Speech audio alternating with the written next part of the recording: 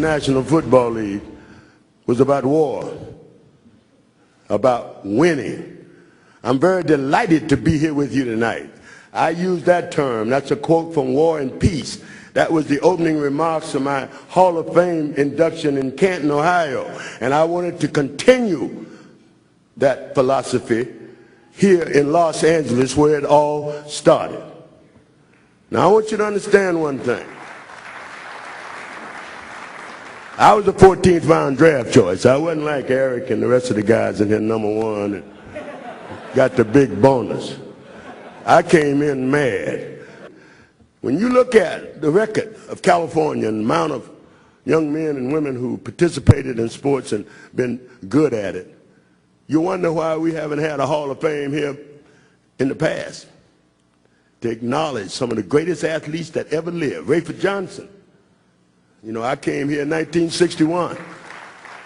Rayford was in the 1960 Olympics. Eric Dickerson. All the great men that are in this room. You know, big running back. And then there's Christian, who set all this up. He had the foresight to see that we needed to pay homage to the young men and women who has given so much and we're so proud of.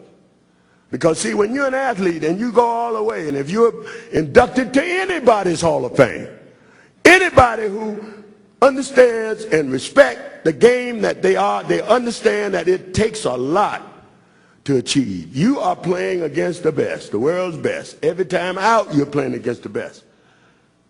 And you got to have a mean streak, you got to have a toughness that I cannot, you know, I can talk to you all day, or Rayford could talk to you all day, or Eric could talk to you, but we cannot make you understand the commitment that you must place into competing in the levels of the men and women here.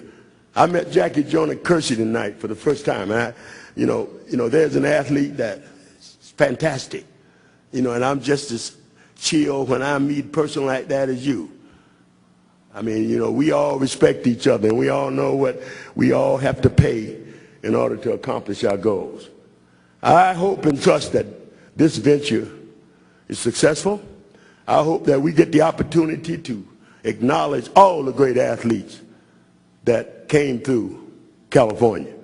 And I want to say to you and all the people involved in this, especially Christian. Christian is, Eric said, one of the nicest guys in the world.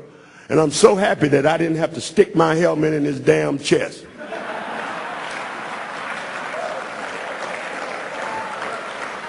And that's all that's important. So ladies and gentlemen, remember one thing. Every man or woman is free to rise to the heights to which they are willing and able. But it is only to the degree to which you think and believe that will determine the degree to which you arise. Thank you. I wouldn't play you in flag football even at your age right now. I wouldn't mess with you. I don't blame you. I operate the same way. Some guy down in San Diego, I was doing a show down there, and some guy came up with his helmet head strap. He had to feel the sting of the head strap. I tried to explain. I said, you don't want this. You don't want to be hit with this. This strap on. Can't get down there, because I like to do it. In about a half a second, I tried to take this thing off. I'm gonna scare him permanently. Because you hit that earlobe over here, it makes a hell of a sound. Okay, a big hand. And it's gonna scare him to death. The guy ain't spoke to me since, and I've never seen him again. Why didn't you professionally wrestle like Ernie the Big Cat Ladd? You know, I mean, I think you would have been a great wrestler. I'm the Deacon. I'm not a clown. I took my game serious. That's my profession. I played it the best I could. I left it in great shape. And no, wrestling, yeah, you know, people ask. Wrestling is a joke. You know, I get in the ring, I'm getting there to win, and I'm gonna try to hurt you. And wrestling ain't that way. Right. So it never. You did some acting though, didn't you? Back in the day, yeah. There you go. Oh yeah. And the Rams, which you're no stranger to. So. Well, you know, we did a lot of things out there. You know, playing in Hollywood wasn't a bad deal. You know. We talked to Jack Youngblood about that the other day, and he said, you know, the opportunities were there for him, for Fred Dryer, for Merlin Olsen, for yourself. I played, you know, I was on the Brady Bunch. I know you were on the Brady Bunch. I remember the Brady Bunch. 1968 we did that, and I still get a residual check. A better deal than I had with the football. And easier. And nobody got hurt. No. Well, it's good having you on, Deacon. We're playing tomorrow. Deacon Jones. This Hall of Famer played on the defensive line when all the so-called stars lined up across from him. Deacon Jones changed that forever, bringing the spotlight to the defensive end position.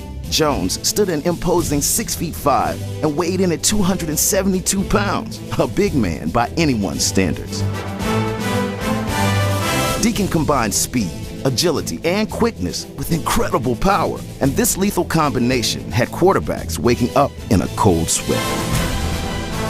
Deacon Jones is credited with revolutionizing the defensive end position and earned his props by twice being named NFL's Defensive Player of the Year and voted to 9 Pro Bowls. Not bad for a guy drafted in the 14th round. Jones was the headliner, the fan favorite. He even had a cool nickname, and the Secretary of Defense didn't disappoint his followers, ever. After more than 170 career sacks, this charter member of the fearsome foursome is truly legend. Wait for it, wait for it.